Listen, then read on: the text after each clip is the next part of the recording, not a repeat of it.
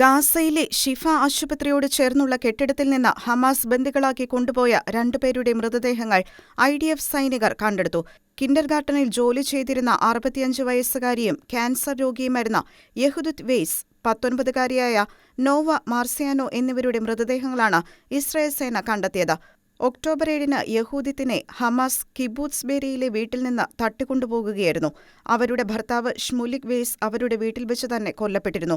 5 കുട്ടികളുടെ മാതാപിതാക്കളായിരുന്നു യഹൂദിത്തും ഷ്മുലിക്കും. AK-47 RPG-കൾ, മറ്റ് സൈനിക ഉപകരണങ്ങൾ എന്നിവയും യഹൂദിത്തിന്റെ മൃതദേഹം കണ്ടെത്തിയ സ്ഥലത്തുനിന്ന് കണ്ടെത്തിയിട്ടുണ്ട്. ഒക്ടോബർ 7-നാണ് 19-കാരിയായ നോവ മാർസിയാനോയെയും ഹമാസ് ഭീകരർ തട്ടിക്കൊണ്ടുപോയത്. നോവ കൊല്ലപ്പെട്ടതായി അറിയിക്കുന്ന പ്രൊപ്പഗാൻഡ വീഡിയോ ഹമാസ് നേരത്തെ പുറത്തുവിട്ടിരുന്നു. കോംബാറ്റ് ഇന്റലിജൻസ് കളക്ഷൻ കോർപ്സ് 414-ാം യൂണിറ്റിലെ അംഗമായിരുന്ന മാർസിയാനോ നഹൽ ഓസ് IDF ബേസിൽ സേവനമനുഷ്ഠിക്കുമ്പോഴായിരുന്നു ഹമാസിന്റെ തട്ടിക്കൊണ്ടുപോകലിന് ഇരയായത്. അതേസമയം അൽ-ഷിഫ ആശുപത്രിയിൽ ഹമാസ് ഇസ്രായേലിൽ നിന്നും ബന്ദികളാക്കി കൊണ്ടുപോയവരെ പാർപ്പിച്ചിരുന്നതായുള്ള ഇന്റലിജൻസ് വിവരങ്ങൾ ലഭിച്ചിരുന്നതായുള്ള ഇസ്രായേൽ പ്രധാനമന്ത്രി ബെഞ്ചമിൻ നെതന്യാഹുവിന്റെ പ്രസ്താവനയെ ശരിവെക്കുന്ന തെളിവുകളാണ് പുറത്തുവന്നുകൊണ്ടിരിക്കുന്നത്.